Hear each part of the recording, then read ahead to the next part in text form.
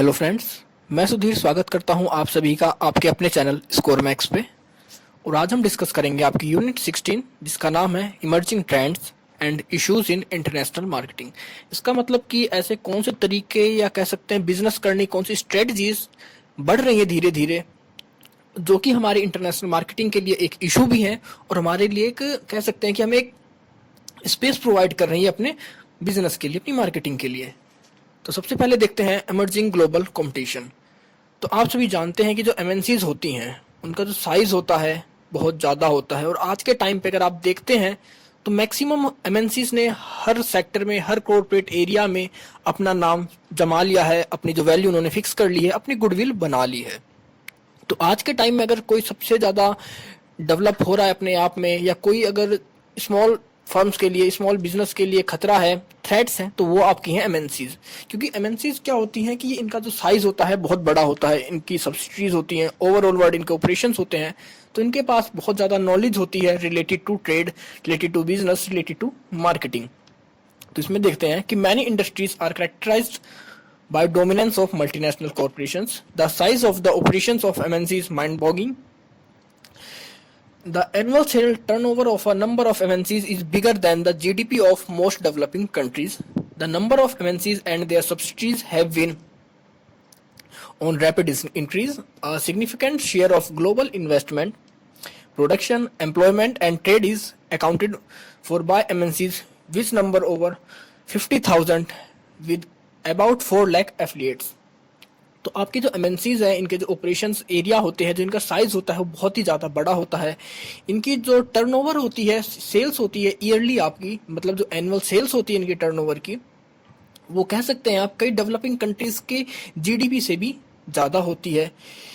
इनका जो एरिया है आपके एमएनसीज का, या जिनकी जो सब्सिडीज़ हैं बहुत तेज़ी से बढ़ रही हैं, क्योंकि जिस तरह हम डेवलप हो रहे हैं, हम टेक्नोलॉजी को एक्सेप्ट करते जा रहे हैं, अपने बिजनेस को टेक्निकली अडोप्ट करते जा रहे हैं, तो उसी के हिसाब से जो हमारी एमएनसीज हैं वो भी बहुत तेज़ी से ग्रो कर रही हैं। तो एमएनसीज में कह सकते हैं आप जो मैक्सिमम शेयर होता है प्रोडक्शन का, एम्प्लॉयमेंट का, ट्रेड का। और आज के टाइम में अगर हम एमएनसीज की बात करें तो नियर बाई हमारे पास 50,000 एमएनसीज हैं, और उन 50,000 एमएनसीज के 4 लाख एफिलिएट्स अवेलेबल हैं।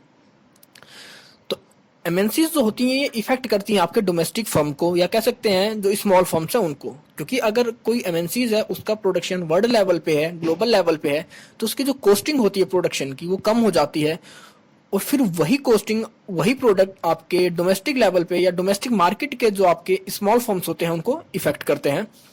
बहुत सारी स्मॉल फर्म्स हैं, लोकल फर्म्स हैं, या नेशनल लेवल पे जो काम कर रहे थे, बिजनेस कर रहे थे, एमएनसी ने या तो उन्हें परचेज कर लिया है या उन्हें खरीद लिया है, या एमएनसीज की वजह से वो अपनी मार्केट को खो चुके हैं। कौन? जो आपके लोकल फर्म्स थे, नेशनल मार्केट्स थी। क्योंकि वहाँ के जो ट्रेडर्स थे, बिजनेसमैन थे, जो लोकल एरिया में काम करते थे, कहीं ना कहीं एमएनसीज के आने से उनका जो बिजनेस एरिया था या उनका जो मार्केट शेयर था वो खत्म हो चुका है। तो ये तो था कि जिस तरह एमएनसीज किस तरह हमारे जो कह सकते हैं लोकल मार्केट को या लोकल फर्म्स को कह सकते हैं कि इफेक्ट कर रही हैं, और किस तरह ये बढ़ती जा रही हैं ग्लोबल कंपटीशन में। अब ये भी जरूरी नहीं है कि हरदम आपकी एमएनसी ही इफेक्ट करे आपकी लोकल फर्म्स को, छोटी फर्म्स को। क्योंकि देखा गया है रिसेंटली ईयर्स में कि कुछ ऐसी छोटी फर्म्स भी हैं जो बहुत तेजी से डेवलप हुई हैं, और उन्होंने अपने आप को कुछ ही सालों में ग्लोबल लेवल पे स्टैब्लिश किया है। और कह सकते हैं कि इनमें आप जैसे माइक्रोसॉफ्ट की बात करें तो माइक्रोसॉफ्ट अगर आप देखें तो नियर बाई 30 to 40 ईयर्स पहले इसकी शुरुआत हुई थी, सिर्फ एक छोटी कंपनी के रूप में, स्मॉल फर्म्स थी एक, और किस तरह इसने एक डोमेस्टिक के लेवल को पार किया, फिर इंटरनेशनल लेवल को। और आज हम सभी जानते हैं कि जो माइक्रोसॉफ्ट है एक ग्लोबल कंपनी है, एक कह सकते हैं इसके जो प्रोडक्ट हैं वो एक ग्लोबल लेवल पे सेल्स होते हैं, इनकी जो यूनिट है, जो इनकी वैल्यू है। तो हम सभी जानते हैं माइक्रोसॉफ्ट आपकी 30 से 40 ईयर्स पहले इसकी शुरुआत हुई थी एक छोटे फर्म्स के रूप में, लेकिन इसने बहुत जल्दी अपने आप को इंक्रीज किया, अपनी ग्रोथ करी, और इसने पूरे के पूरे ग्लोबल बिजनेस को, ग्लोबल एम्पायर को, मार्केटिंग को इफेक्ट किया अपनी बिजनेस एंटिटीज से। ऐसी और भी फर्म्स है जो रिसेंटली डेवलप हो रही हैं। अगर हम बात करें इन्फोसिस की, जो कि इंडियन फर्म्स हैं, ये भी बहुत तेजी से अपने जो कह सकते हैं ऑपरेशंस को बढ़ा रही है, सक्सेस रेट इसका बहुत तेजी से बढ़ रहा है, और ये ग्लोबल बिजनेस में बहुत तेजी से बढ़ रही है। अपनी जो इसकी स्पीड है बिजनेस की, या इसकी जो ब्रांड वैल्यू है ग्लोबल लेवल पे काफी तेजी से बढ़ रही है। तो जरूरी ये नहीं है कि आपकी हर छोटी फर्म्स को आपकी जो एमएनसीज होती हैं वो दबा दें या उनकी जो शेयर वैल्यू है मार्केट की उसको छीन लें, क्योंकि अगर आपका बिजनेस आप इफेक्टिवली कर रहे हैं, टेक्नोलॉजी का यूज कर रहे हैं, अपने आप को टाइम के साथ अपडेट कर रहे हैं, तो आपकी स्मॉल फर्म्स भी कुछ टाइम बाद आपका एक ग्लोबल रूप ले लेगी। बात करते हैं merger and acquisition and consolidation. तो मर्जर और एक्विजिशन होता क्या है, मतलब या तो हम दो फर्म्स को एक साथ बनाकर कोई एक नया नाम चूज कर लें। मतलब आपके पास दो फर्म्स हैं, फर्म ए फर्म बी, दोनों छोटी छोटी फर्म्स हैं, हम दोनों फर्म्स के ओनर मिलकर किसी फर्म सी को बनाएं। मतलब वो सी क्या होगा, एक नई एंटिटी क्रिएट करी जाएगी, नया नाम बनाया जाएगा, और उसके अंदर कौन होगा, आपकी दोनों जो पुरानी फर्म्स थी उन दोनों को मिला के उसके अंदर इंक्लूड कर दिया जाएगा। मतलब दो या दो से ज्यादा फर्म्स को मिलाकर अगर आप कोई नई फर्म बनाते हैं तो वो तो होता है आपका मर्जर। मतलब आपने कोई एक नया नाम चूज कर लिया, आपने दो या दो से ज्यादा कंपनीज थी, अलग अलग एंटिटी थी, उनकी अलग पहचान थी मार्केट में, वो दोनों अपने मार्केट शेयर को बढ़ाने के लिए, अपने जो एफिशिएंसी को बढ़ाने के लिए एक साथ आई और एक साथ कंबाइन होकर उन्होंने एक नया नाम चूज करा, एक नई एंटिटी बना ली, तो उसे कहते हैं मर्जर। लेकिन अगर अभी कोई एक बिजनेस यूनिट दूसरी बिजनेस यूनिट को परचेज कर ले, मतलब अब उसने दूसरे को परचेज कर लिया, तो अब दूसरी बिजनेस यूनिट के जो भी ऑपरेशंस होंगे, डिसीजंस होंगे, वो आपकी पहली वाली बिजनेस यूनिट डिसाइड करेगी, उसमें इंटरफेयर करेगी, या उसमें पूरा राइट होगा कि उसके ऑपरेशंस को, उसके डिसीजंस को किस तरह लिया जाए। तो ये होता है एक्विजिशन। मतलब आप किसी दूसरी कंपनी को परचेज कर लें, उसके शेयर्स को परचेज कर लें, और फिर उसके बाद आप उसके ऊपर भी कह सकते हैं आप उसको एक अपनी सब्सिडरी के रूप में रखें, तो वो होता है एक्विजिशन। और मर्जर और एक्विजिशन से क्या बनता है आपका कंसोलिडेशन। मतलब कंसोलिडेशन मतलब कि चीजों को एक साथ एक जगह पर कलेक्ट करना, तो मर्जर भी वही होता है और एक्विजिशन भी वही होता है। तो several industries across the world have been witnessing significant mergers and acquisitions and the resultant consolidation of market power. There have been a number of mega mergers and many mergers have been international in nature. तो आज के time में देखा गया है कि आपके जो मर्जर और एक्विजिशंस होते हैं काफी ऐसे हैं, तो जो वर्ल्ड लेवल पे किए गए हैं, ग्लोबल लेवल पे किए गए हैं, काफी ऐसे हैं जो आपके डोमेस्टिक लेवल पे भी किए गए हैं। क्योंकि आप देखते हैं कि अगर कोई दो कंपनी है अलग अलग नेशन में काम कर रही हैं, तो हो सकता है वो दोनों अलग अलग फील्ड में स्पेशलाइज्ड हो, तो दोनों क्या करेंगी, अपने आप को कंबाइन करेंगी, एक दूसरे के साथ मर्ज करेंगी अपने आप को, कि जिससे वो एक दूसरे की एफिशिएंसी का, एक दूसरे की टेक्नोलॉजी का, एक दूसरे के चैनल्स का यूज कर सके अपने मार्केट में अपने प्रोडक्ट्स को सेल्स करने के लिए, अपनी मार्केटिंग के लिए। तो नॉर्मली अगर मर्जर और एक्विजिशन की बात करी जाए तो इसीलिए किया जाता है कि जिससे आप दूसरे बिजनेस एंटिटी की एफिशिएंसी का यूज करते हैं अपने बिजनेस में, और आपकी जिस चीज में एफिशिएंसी होती है, आपकी जो कह सकते हैं अप्रोच होती है, पकड़ होती है मार्केट में, उसका दूसरी एंटिटी यूज करती है।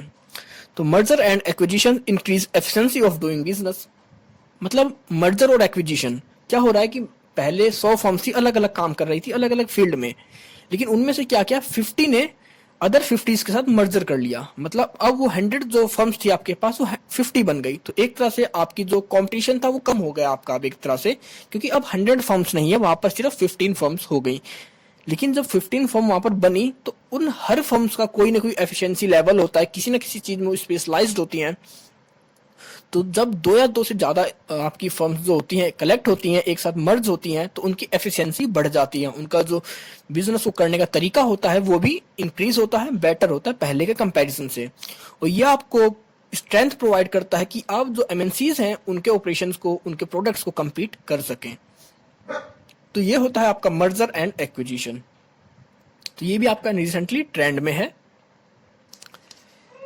तो अब बात करते हैं international technology and international marketing की। तो international technology and international marketing advances in information technology have been dramatically changed the way global business is conducted. E-business and e-commerce have been growing very rapidly. तो अब हम बात करते हैं कि अगर ट्रेड की, बिजनेस की, तो जैसे जैसे हम मॉडर्न हो रहे हैं, एमएनसीज बढ़ रही हैं, टेक्नोलॉजी बढ़ रही है, तो हम जो अपने बिजनेस को कहीं ना कहीं टेक्नोलॉजी के साथ कंबाइन कर रहे हैं, कॉमर्स के साथ कंबाइन कर रहे हैं। तो ये चीज भी आपके बिजनेस को, आपकी मार्केटिंग को इफेक्ट करती है। क्योंकि अगर आप इन चीज़ों को सक्सेसफुली यूज़ करना सीख जाते हैं, इनको अपने बिजनेस में इम्प्लीमेंट करते हैं, तो आप अपने बिजनेस में काफ़ी आगे तक जाएंगे। आपकी जो ग्रोथ रेट होगी, सक्सेस रेट होगी, वो बढ़ेगी। लेकिन अगर आप टाइम के साथ अपने प्रोडक्शन को, अपनी मार्केटिंग स्ट्रेटजीज को, अपने बिजनेस ऑपरेशंस को टाइम के साथ, टेक्नोलॉजी के साथ अगर आप चेंज नहीं कर पाते, उनके साथ नहीं अपने आप को कम्पीट कर पाते, तो कहीं ना कहीं आपके बिजनेस के लिए एक तरह से ये थ्रेट साबित होगा। क्योंकि जैसे जैसे टाइम बढ़ रहा है, हर चीज़ आपकी ई कॉमर्स की तरफ, ई बिजनेस की तरफ या आईटी सेक्टर्स की तरफ बढ़ रही है। तो सबसे पहले हम बात करते हैं information technology and international marketing के अंदर टेली मार्केटिंग में। तो टेली मार्केटिंग होता क्या है? मतलब टेली मार्केटिंग क्या है कि एक मॉडर्न टेली कम्युनिकेशन टेक्नोलॉजी है जिससे कि हम बायर्स से अपना इंटरेक्शन करते हैं, उनके साथ कम्युनिकेशन स्टार्ट करते हैं या कम्युनिकेशन इस्टेब्लिश करते हैं। किस तरह हम बायर से कनेक्शन अपना करेंगे कि उन्हें हम अपने प्रोडक्ट के बारे में बता सकें, हम उन्हें अपने प्रोडक्ट के फीचर्स के बारे में अवेयर कर सकें, किस तरह हम अपनी एडवर्टाइजमेंट कस्टमर तक पहुंचाएं। तो मतलब एक ऐसा तरीका है, कम्युनिकेशन का मेथड है, जिसके थ्रू हम मार्केटिंग करते हैं बायर्स के लिए, या जो मार्केटिंग करते हैं कि हम अपने प्रोडक्ट को किस तरह उन तक पहुंचाएं। तो इसमें जो हम यूज़ करते हैं टेली मार्केटिंग के अंदर, नॉर्मल हम टेलीफोन्स का यूज़ करते हैं, फैक्स का यूज़ करते हैं, टेलीविजन का यूज़ करते हैं, कंप्यूटर एंड इंटरनेट का यूज़ करते हैं। क्योंकि इन सब पे क्या होता है, हम अपने प्रोडक्ट को इनके थ्रू कस्टमर तक पहुंचाते हैं। मतलब अगर हमें कोई अपनी पॉलिसी सेल्स करनी है तो मैक्सिमम क्या यूज़ किया जाता है वहाँ पर या तो आप टेक्स्ट मैसेज करते हैं कस्टमर्स के पास, या आप टेलीफोन्स के थ्रू कनेक्ट होते हैं उनसे कि सर आपको हमारी पॉलिसीज चाहिए या हमारी पॉलिसीज इस तरह की है, हम आपको ये कवर देंगे अपनी पॉलिसीज के अंदर। तो इन सभी चीज़ों को यूज़ कर कर कस्टमर के साथ एक कनेक्शन इस्टेब्लिश किया जाता है, एक कम्युनिकेशन इस्टेब्लिश किया जाता है, जिसके थ्रू आप अपने प्रोडक्ट के बारे में, अपने सर्विसेज के बारे में कस्टमर को बताते हैं। तो दूसरा होता है इंटरनेट एंड ई बिजनेस। तो हमने देखा कि टेली कम्युनिकेशन या टेली मार्केटिंग जो आपकी है आज के टाइम में ज़रूरी है, क्योंकि अगर आप कोई भी बिजनेस कर रहे हैं, कोई भी सर्विस से रिलेटेड है आप, और अगर आप इस मेथड को यूज़ नहीं करते, तो हो सकता है जो आपका कॉम्पिटिटर हो वो टेली मार्केटिंग को आपसे बेटर वे में कर रहा हो, आपसे बड़े लेवल पे कर रहा हो, तो वो ज़्यादा से ज़्यादा कस्टमर्स तक अपनी बात को, अपने प्रोडक्ट को पहुंचा पाएगा। तो आप अगर बिजनेस कर रहे हैं, मार्केटिंग करते हैं, तो आपको टेक्नोलॉजी को भी अपने बिजनेस में यूज़ करना पड़ेगा, इसको भी आपको अडॉप्ट करना पड़ेगा अपने बिजनेस को करने के लिए। नेक्स्ट है इंटरनेट एंड ई बिजनेस। तो इंटरनेट जैसा कि आप सभी समझते ही हैं कि एक तरह से एक वेब है, एक जाल है कनेक्शंस का कंप्यूटर सिस्टम्स के बीच में। आज आप इंडिया में बैठकर यूएसए की कोई भी न्यूज़ देख सकते हैं, चाहे आप अफगानिस्तान से रिलेटेड कुछ भी चेक कर सकते हैं। मतलब आपको ऐसा कोई डाटा नहीं है जो आप इंटरनेट की हेल्प से अपने कंप्यूटर सिस्टम पे चेक नहीं कर सकते। तो मतलब आप कहीं पर बैठकर वर्ल्ड के किसी भी पार्ट के बारे में देख सकते हैं, वहां से कनेक्ट हो सकते हैं डायरेक्ट। तो ये सब किसकी हेल्प से? इंटरनेट की वजह से है, क्योंकि इसमें एक हमारे पास एक नेटवर्क होता है जो ओवरऑल वर्ल्ड के कंप्यूटर्स को एक दूसरे से जोड़ देता है with the help of internet. तो बात करते हैं with the help of internet business reduce their physical work and increase efficiency of doing business.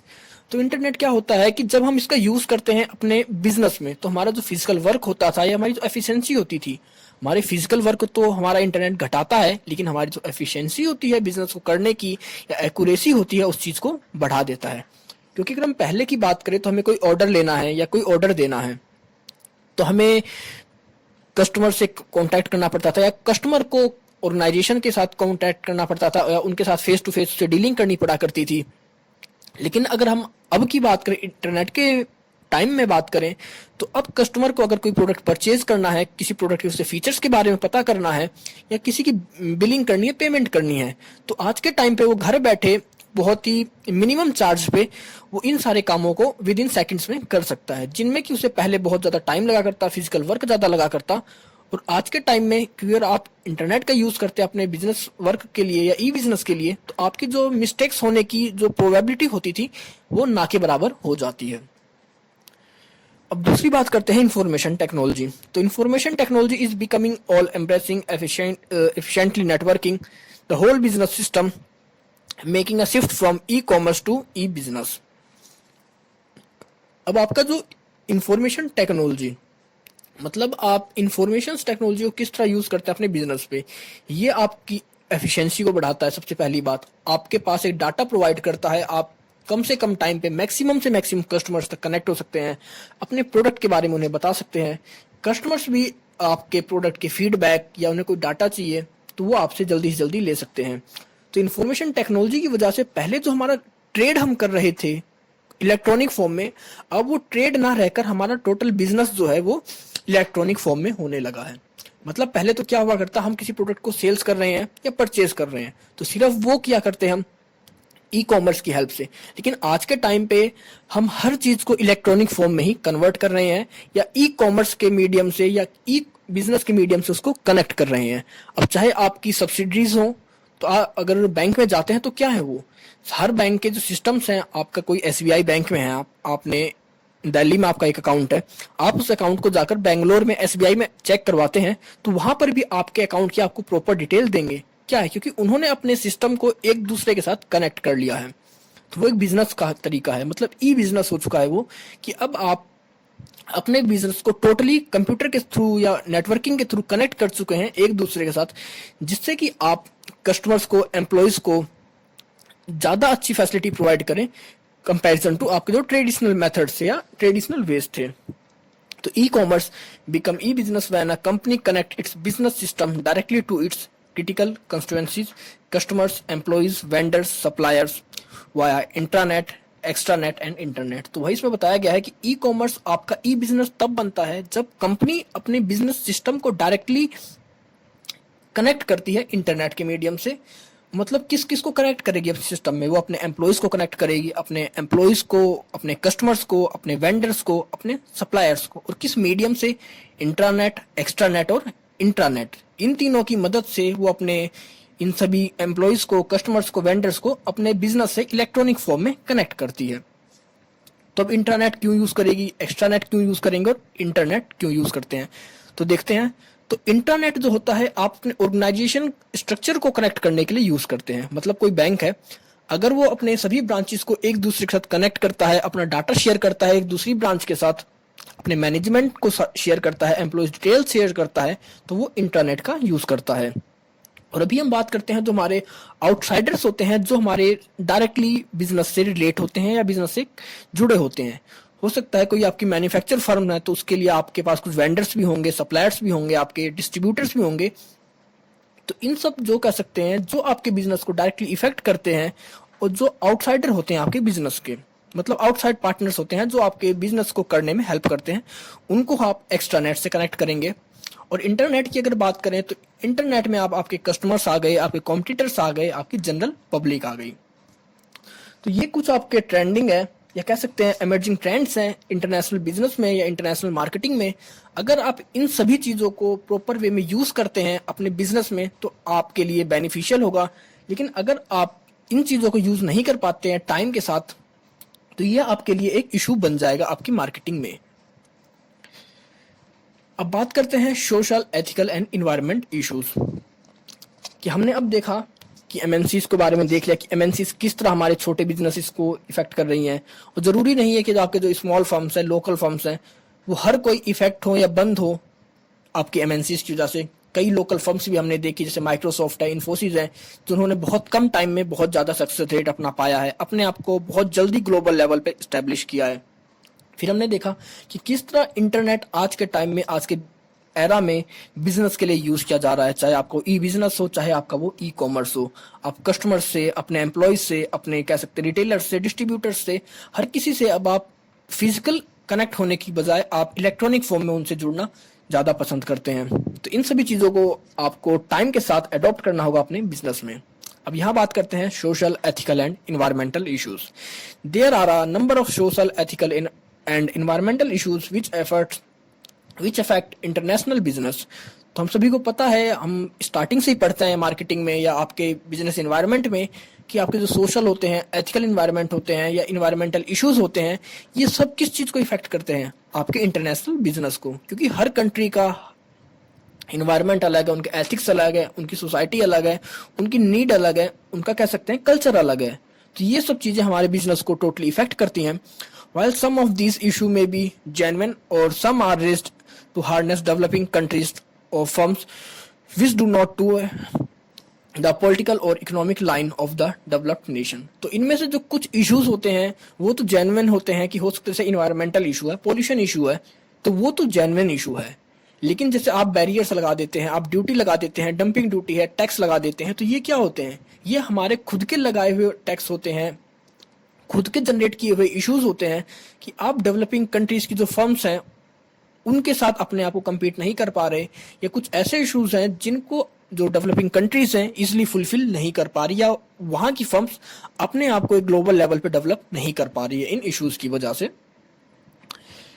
और आपके ये इश्यूज मैंने जैसे बताया कि आपके बैरियर्स के रूप में भी यूज किए जाते हैं, तो they are also used as business barriers. तो ये बिजनेस बैरियर्स में क्या होते थे? आपके आपके ड्यूटीज होती थी, कस्टम टैक्स हुआ करते, आपके डंपिंग्स हुआ करती, तो मतलब ये सब क्या थे? आपके बैरियर्स हुआ करते एक तरह से, या आपका कोटा हो गया।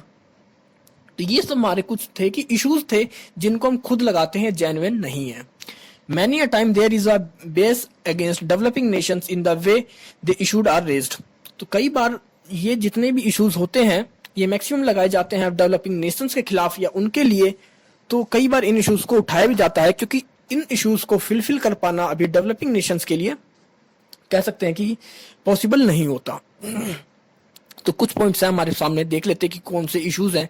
तो सबसे पहला है स्वेट लेबर, दूसरा है मोरल स्टैंडर्ड्स, तीसरा है self regulations, next educational environmental issues, next आपका पॉल्यूशन इश्यूज, फिर आपका डंपिंग। तो स्वेट लेबर में क्या होता है कि आपने जो अपना प्रोडक्ट तैयार किया है, कई कंट्रीज के इसमें आप वो अपना लगा देते हैं, इश्यूज होते हैं, रूल्स रेगुलेशंस बना देते हैं कि आपका जो लेबर होना चाहिए वो इस एज से ऊपर का होना चाहिए। अगर आप प्रोडक्शन कर रहे हैं तो अपने आप लेबर्स को, एम्प्लॉयज को अच्छा कह सकते हैं इन्वायरमेंट प्रोवाइड करना पड़ेगा आपको, उन्हें अच्छी सैलरी देनी चाहिए आपको, आपको इस स्पेसिफिक ग्रुप से ही अपने प्रोडक्ट का कह सकते हैं प्रोडक्शन करवाना चाहिए। तो ये होता है स्वेट लेबर, जहां पर मैक्सिमम एक रूल्स रेगुलेशंस बना दिए जाते हैं कि जो उस प्रोडक्ट को प्रिपेयर कर रहे हैं, मैन्युफैक्चर कर रहे हैं, उनसे रिलेटेड। तो अगर आपका प्रोडक्ट चाइल्ड लेबर के थ्रू प्रिपेयर हो रहा है तो कई कंट्रीज उस चीज को अडॉप्ट नहीं करेंगी या अपनी कंट्रीज में परमिशन नहीं देंगी मार्केटिंग के लिए, क्योंकि उन्होंने एक रूल्स बना रखा है, अपना एक एजेंडा बना रखा है कि अगर आपका प्रोडक्ट स्वेट लेबर के थ्रू जनरेट हो रहा है, मैन्युफैक्चर हो रहा है, तो उस चीज को वो कभी भी अपनी कंट्री में सेल्स नहीं करेंगे। दूसरा होता है मोरल स्टैंडर्ड्स। तो मोरल स्टैंडर्ड्स मतलब कुछ थिंक होती है हमारी, क्या सही है क्या गलत है। तो हो सकता है कोई मोरल स्टैंडर्ड्स दूसरी कंट्री के लिए गलत हो लेकिन हमारे लिए वो सही हो, हमारी कंडीशंस के हिसाब से। तो कुछ सारे मोरल स्टैंडर्ड्स भी होते हैं जो कंट्रीज अपने अप्लाई करती हैं मार्केटिंग में। तीसरा होता है सेल्फ रेगुलेशंस। हर कंट्री से कुछ रूल्स रेगुलेशंस होते हैं, कुछ वो बैरियर्स लगाते हैं, जैसा कि हमने बात करी थी कि आप कोटा लगा देते हैं, आप टैरिफ बढ़ा देते हैं, नॉन टैरिफ ड्यूटीज बढ़ा देते हैं, या आप कस्टम टैक्स बढ़ा देते हैं। तो वो कुछ रेगुलेशंस होते हैं जो कि एक दूसरी कंट्री से डिफर होते हैं, अलग होते हैं। ये वो इश्यूज हैं जो आपके इंटरनेशनल मार्केटिंग को इफेक्ट करते हैं। नेक्स्ट होता है एजुकेशन इन्वायरमेंटल इश्यूज। मतलब अब आपका जो इन्वायरमेंटल इश्यूज जितने भी होते हैं, आपको उनके बारे में एजुकेट है नहीं है, आपको उस चीज़ की नॉलेज है या नहीं है। आपका प्रोडक्ट अगर कोई कंट्री यूज करती है तो उससे वहां के इन्वायरमेंट पे क्या इफेक्ट होगा। हो सकता है आपका प्रोडक्ट ऐसा हो कि वो वहां की सोयल को डिस्ट्रॉय कर रहा हो, वहां के कह सकते हैं जो क्लाइमेट था उसको इफेक्ट कर रहा हो, आपके प्रोडक्ट से ऐसी कोई गैस रिलीज होती हो जो वहां के एटमॉस्फेयर को इफेक्ट करती हो। तो ये सब पॉइंट इसमें आते हैं। नेक्स्ट होता है पॉल्यूशन इश्यूज। अब इसमें देखते हैं कि आपका प्रोडक्ट जो है उसको यूज करने के बाद उसको क्या वो इजिली डिस्ट्रॉय कर सकते हैं, क्या आपके प्रोडक्ट बायोडिग्रेडेबल हैं या नहीं है। आपके प्रोडक्ट को यूज करने के बाद उन्हें कोई पोल्यूशन तो नहीं होगा उनकी सोसाइटी में या उनके एटमॉस्फेयर में या उनकी कंट्री में। आपके प्रोडक्ट से उनकी कंट्री में पोल्यूशन लेवल तो नहीं बढ़ रहा। हो सकता है आपको कोई ऐसा प्रोडक्ट हो जो यूज करने के बाद बहुत ज्यादा पोल्यूशन रिलीज करता हो, पोल्यूटेंट्स रिलीज करता हो वहाँ की एयर में, जिससे कि वहाँ की जो सोसाइटी है उसको रेस्पिरेटरी इश्यूज हो या प्रॉब्लम्स हो जाएं। नेक्स्ट है डंपिंग। तो डंपिंग यही होता है कि आप अपनी कंट्री में कोई प्रोडक्ट आपकी कंट्री में डिमांड नहीं है, आपकी कंट्री में उसकी चीज़ें डिमांड हो चुकी है, तो आपके लिए एक तरह से वेस्ट है, तो उस प्रोडक्ट को आप किसी दूसरी कंट्री में जाके सेल्स कर दें। तो ये कुछ इश्यूज होते हैं आपके social, ethical and environmental base पे जो कि आपके इंटरनेशनल मार्केटिंग को इफेक्ट करते हैं। तो गाइस आपका चैप्टर खत्म होता है। आई होप आपको समझ में आ गया होगा, क्योंकि इस चैप्टर में ऐसा कुछ भी नहीं है, बहुत ही छोटा चैप्टर था। इसमें सिर्फ आपके इमर्जिंग ट्रेंड्स के बारे में बताया गया है और इश्यूज के बारे में बताया गया है जो कि आपकी इंटरनेशनल मार्केटिंग को इफेक्ट करते हैं। चाहे आपका कल्चर हो, चाहे आपके मोरल्स हो, चाहे आपकी इंफॉर्मेशन टेक्नोलॉजी हो, या फिर आपके एमएनसीज हो। तो अगर आपको इसमें कोई डाउट है, कोई कंफ्यूजन है, तो आप कमेंट सेक्शन में कमेंट करके हमसे पूछ सकते हैं। तो मिलते हैं जल्दी एक नई वीडियो के साथ, तब तक के लिए take care, good bye friends.